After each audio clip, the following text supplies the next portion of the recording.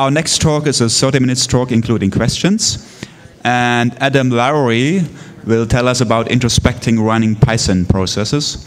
Adam Lowry is with a startup. Maybe he can say something about himself. Thank you. So my name is Adam Lowry. I'm a co-founder and developer at Urban Airship. We provide services for mobile application developers. My colleague Michael Schurter, Schmeichel, as you might know, unfortunately couldn't be here with me, but he worked on this talk with me, and you can trust him because just look at that beard. And here's a picture of Michael in a Colombian drug runner submarine. So, just to get that going. So what I want to talk to you about today is, what is your application doing? What is your service doing right now while you're in this talk? Do you know? With any application, but especially with high-performance applications, you need to know what's going on. So how do you know that, say, your web application is behaving as you expect? You might have a monitor that hits it once a minute. You have logs, you have error email, or another set of error structures. But you are sort of estimating based on other knowledge. If everything ground to a halt without any change you made, could you identify the problem? And that's very difficult unless you instrument and expose the internal data of your application. All you can do is guess about the causes of the event.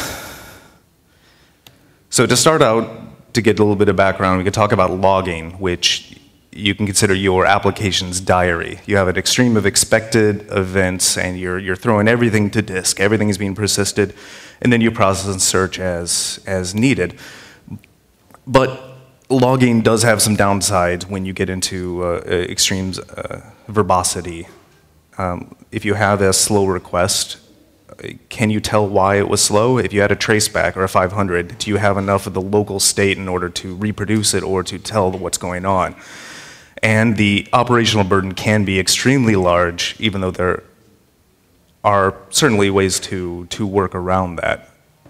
Actually, did have one case where syslogd was the bottleneck in an application, so it can happen.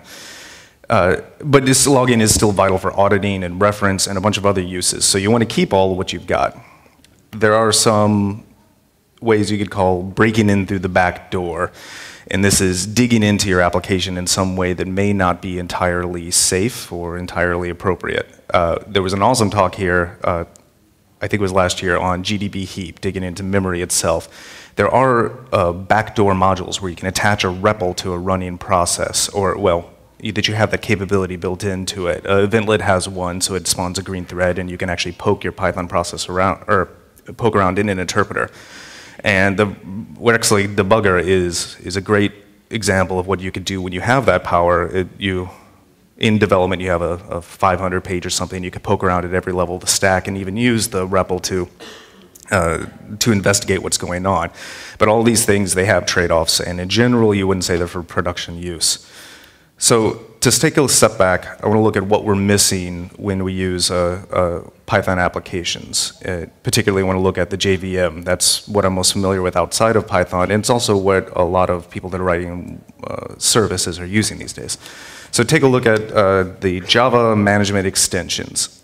Any library application can expose a set of interfaces. Reading is not language agnostic, but you can expose this data via HTTP and JSON, and that is a terrible screenshot. It's kind of blurry, I'm sorry.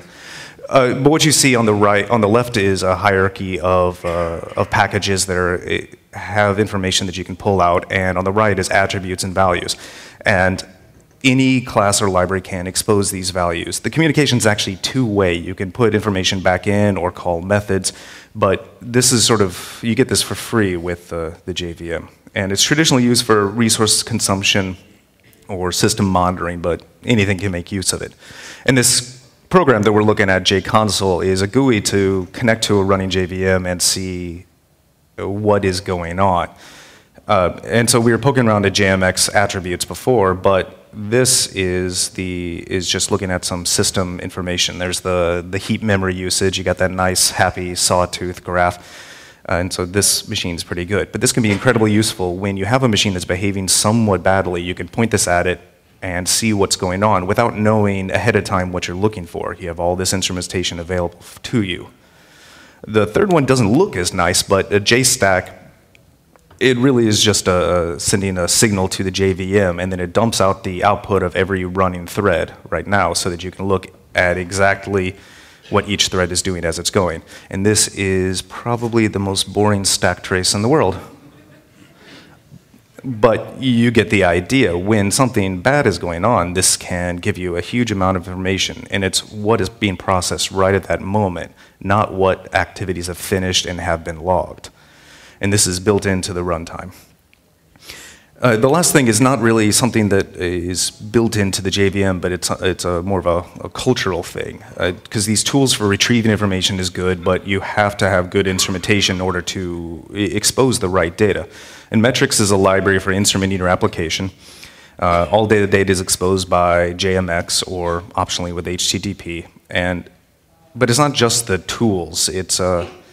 There's a mindset that knowledge about what is going on inside the application is crucial to operations, and that mindset gives you a lot more power when there are events or when you're doing capacity planning or other things of that nature. So I highly recommend that there's this presentation there, Coda Hale's metrics at CodeConf, and it's an extremely good presentation if you haven't already seen it. Now back to that JMX data that we looked at before. This is actually a metrics exposed bit of data on a running system. So these are measurements that are collected by it, and this is reporting a particular set of calls and how long they're taking.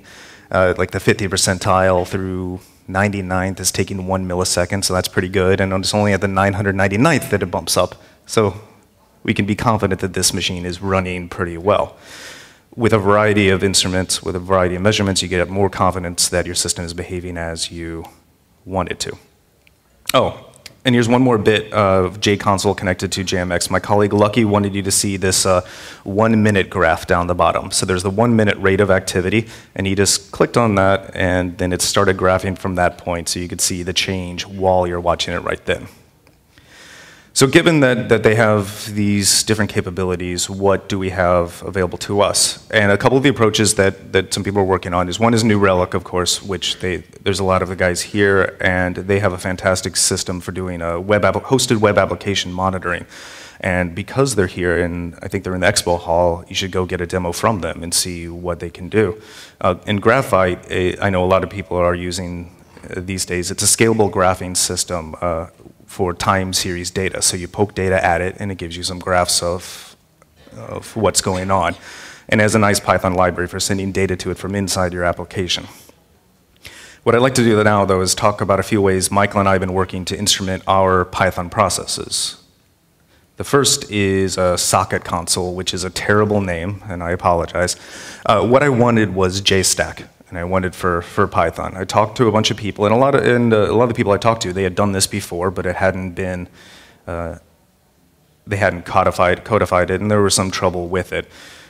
We have a mix of web services and non-web services running Python. I wanted something that worked the same on all of them, and I wanted something that didn't require fighting or too much configuration.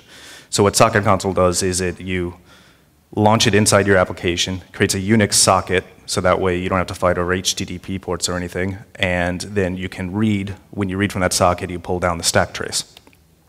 So the goals of this when I came into it is I wanted to work on multi-process and multi-threaded apps, no configuration pretty much. HTTP ports, as I mentioned, that can be a real pain to manage. If each process is going to have its own HTTP port, then if you've got 90-some processes or you have dynamic ones, it can be really difficult to keep that all together. And I also didn't want to use any Unix signals just because I didn't want to trust that every application or library that I was instrumenting handled interruptions correctly. So quick little demo. What this one does, or example, this is a very silly little script. It starts up 4 threads, and in the main thread it calls this waiter. And the waiter calculates a random value and sleeps forever, or 500 seconds.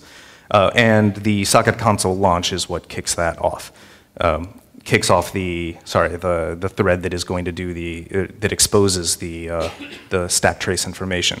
If this was a web app, like the main WSGI startup would be a good place to do that.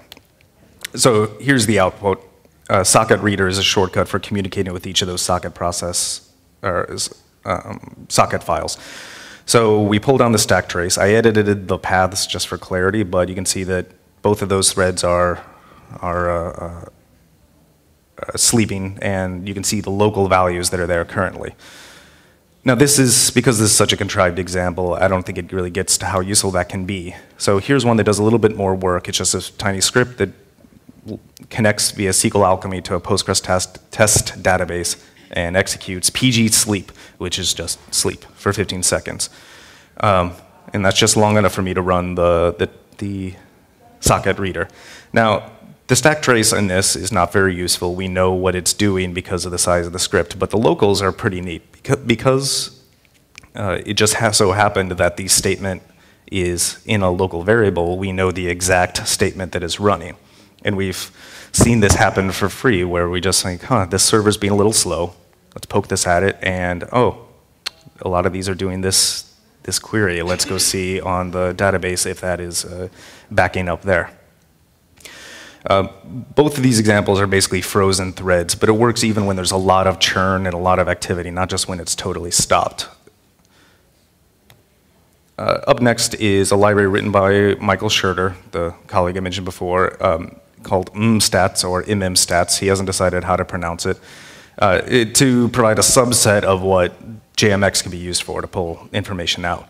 And we've bouncing around some ideas for taglines. The proc file system for your application is kind of the best one for the Linux heads. We want to expose any data that we can calculate in a way that's easy to consume. We didn't want the writing to depend on any framework or any particular library in Python, and we want the reading to be able to be done from any language whatsoever. So what it does is it exposes a memory mapped file for each, in general, each thread, as long as there's one writer. And in that memory mapped file, there's a language-independent data structure. You've got a series of fields of whatever kind you want, and you expose it in Python as a model class. His goals behind this was trying to make a simple API, and very importantly, having a predictable and mostly minimal performance impact, because you don't want your monitoring system or your instrumentation to actually become a bottleneck in your application. And then to separate the writing and reading, which is useful in a heterogeneous architecture or environment, and when you have an ops team that is very good at their jobs, they want to use whatever they can use. So, as I said before, it's a single writer, multi-reader, which helps us bypass some needs for locks. When you're updating fields, there's no system calls. So even that is a little bit more predictable. It stays in the user space, and reading doesn't have any impact on what the writers are doing. Well, let's just see an example and see where we can go. So here is another stupid script. I excel at those. It increments up to 1,000 and updates a counter, and I guess it sleeps for a random amount of time. And I'm keeping a hold of some stats while I do this, incrementing counters, and well, that's about it. So I have this data. It's now exposed in this memory mapped file. What are some of the ways I could pull out that data? These two tools are the simplest ways to work with it. One is slurp stats, which just pulls from a list of memory mapped files, which would be any number of writers, or any number of threads or processes or whatever you're doing, and just dumps all the metrics it can find. We just use that for testing sometimes, but we have put that into a watch command just to see it go over time. And then pull stats is really, really simple. It just shows you the difference between counters once a second. And nothing's going to win any beauty awards with it, but it does have its own use. And these simple ones especially can be useful for one-off scripts. I mean, doing some data migration or something. It's going to run for a couple hours, but if you can just take some time and expose the metrics ahead of time, then you don't have to worry whether you got your print statements correct, like every 10,000 operations you printed a dot or whatnot. But to go to another reader that's a little bit more useful, MASH is just it is a web server that you give it a settings file of where any applications might be that are exposing this data. It goes and finds them, exposes all of the counters there, or all the metrics that you've created. So the first two on the top there, the counter, or the localhost just shows from that counter application what's going on, and I can dig into the counter. But the two on the bottom are a little more interesting. That's from one of our running systems where we have, I don't know, like 24 processes on this one machine, maybe 36, and they're all reporting how many jobs they're processing at any one time. And so I can view them all individually or sum them up with a simple aggregator. Now, at this point, we've been able to expose data in a pretty easy way, and we're confident in the way that we can write that data out. But it's only useful now if we go and look at it. So, talking with the ops team and how we do it, we want to integrate this with the rest of our operations system. So, we use Isinga and the Nagios fork for monitoring, and P&P for Nagios to graph a lot of that data. So this is a check that pulls in that aggregated data about successes that we saw last time, and so we have a nice graph, and because it's a sort of agnostic format, Nagios is reading all that in. We can perform checks on any of the metrics or the data that we're pulling out, and it goes next to all of the graphs and checks that we're doing for every other part of our system. And because our ops team is so great anyways, they're using whatever tools they like, and here they have a graph where they've pulled multiple hosts exposing that same sort of data and put all together. And at this point, because they have a heterogeneous architecture, and we have a monitoring system that works across the heterogeneous architecture, they can make a dashboard with this data and related servers and related data stores and other things, so we get a holistic view of what's going on right now with the related set of services and applications. So with mmstats and socketconsole, this is very early in their lifetime, because this is sort of a practical problem we're approaching. We're looking for practical solutions.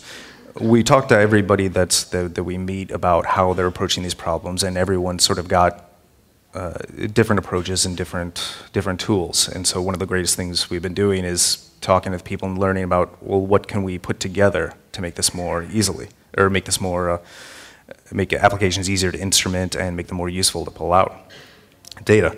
So there are more fields to do, more measurement styles, especially some of the more advanced ones that are in the metrics library, and more readers and examples and plugins for common libraries so that we could just drop these into existing services without too much configuration. The unified web interface idea is that if we have a web service that takes an easy configuration file, we point at the various applications, and then you've got a dashboard for all of your Python processes on one machine. And that can be pretty useful. And now I want to talk especially about a couple efforts that have been going on in parallel that are public and open source. One is Scales, which is parallel to a lot of things we're doing with mmstats. It's come a long way since in the last few months. It supports a variety of metrics. You instrument your Python applications, and data is exported either by an in-process web server or periodically by pushing to Graphite. And I'd say the primary difference in philosophy is under the hood, not in the external, where it does require locking in the thread port per process. But I highly recommend checking it out, and there's a lot to learn there in your own projects as well. And then one other that I just learned about today when someone sent me a message on Twitter is PyStuck, which is very much like socketconsole, and it uses the web server, embedded web server idea, so you give a port to your application, and then it has that same data. And I think he's got a better reader than mine, or better command line tool. This, as I said, is a practical problem. Many of us have solved it in different ways, and I'd like us to be able to learn from each other as we're managing all these services and building new ones, and find a set of tools and practices that make these solutions straightforward and easy to integrate. This should be the default when we deploy Python services, that we have all this information about it and that it takes less and less time to integrate and to apply them to each one. And with that in mind, we set up a new mailing list to discuss these projects and other ones, and we'll be sprinting on Monday and Tuesday. I'll be here on Monday and Tuesday, and Schmeichel will be sprinting remotely from Portland on Monday. I think we all need this, and it's within our reach. These are all solvable problems. Here's a couple of the projects that we were talking about, and I'm happy to show a little bit more. Thank you very much. This is my contact information and Michael's. There's the mailing list, and Urban Airship is hiring both in Portland and San Francisco, in case that's interesting to you. And if there are any questions, I'd love to hear them, or comments.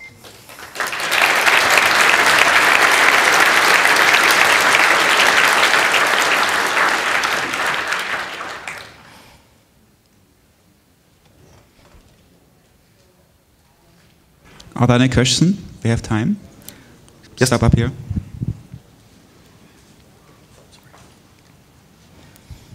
Hi. I wanted to know, how do the tools, or what's planned with the tools that you're developing, and how well do they play with, for example, the Java console and the monitoring tools that already exist, for example, when using Jython or when using a JVM launched from a Python script? So the question was how well these tools will play with existing Java tools, exactly, or with in places where Python and Java are working together. And the answer is probably very little. The Java tools, the way JMX works is quite specific. However, if you take sort of the next layer up in the services that generally consume this data, like the raw data, like the monitoring services and other things, then that's the part where they can work together very well. This is all, both of those projects in particular are Unix specific. They won't work on Windows. Well, okay, they might work on Windows. I haven't tried that. But Jython isn't on our radar at all. Okay, thanks. Do you think that things like PyPy, where you have kind of more of a VM layer, would help with kind of monitoring tools? Because I know JMX is more at the virtual machine layer, not so much. It's not a Java thing specifically. So is it a lot harder in Python just because you don't have that kind of bottom layer to instrument the tools apart from the language? Or? That's a good question. So right. I mean, a lot of the Java tools, they are built into the JVM, or they make use of systems that are built into the JVM.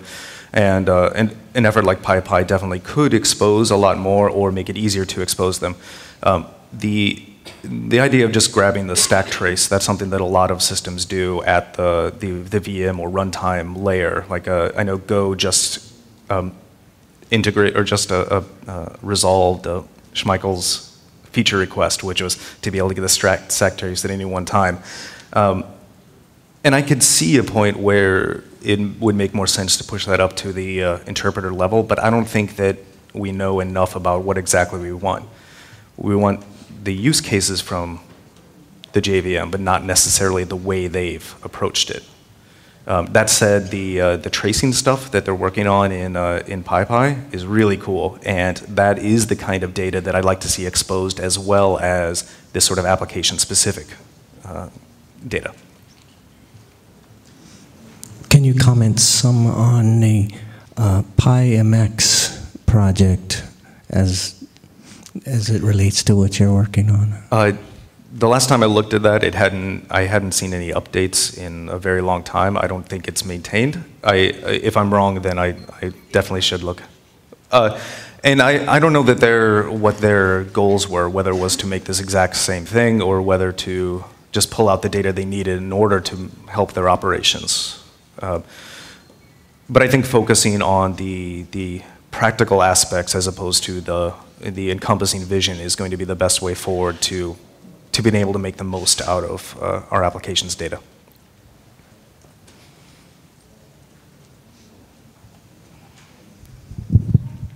Any more questions? I also would like to point out, if there are somebody is more interested in this topic, there's some space for open space. So if you like to, you can organize open space and people can talk about it. That's a good idea. If there's no any more questions, then thank you very much for your very interesting talk.